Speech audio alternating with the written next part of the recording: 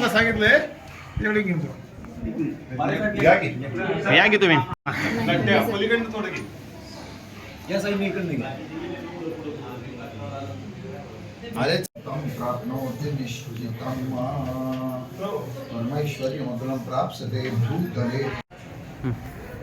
अयोध्येवरून पंढरपूर तालुक्याला अक्षता आलेल्या आहेत आणि त्या अक्षताचं असणारं समर्पण प्रत्येक ठिकाणी आपण विठ्ठलचरणीही केलेलं आहे आणि त्याचबरोबर त्यानंतर प्रत्येक घरात ह्या अक्षता पोहोचल्या जाणार आहेत आणि त्यानिमित्ताने आज विठ्ठल मंदिरात आम्ही सर्वजण आलेलो आहोत. आजचा काय कार्यक्रम?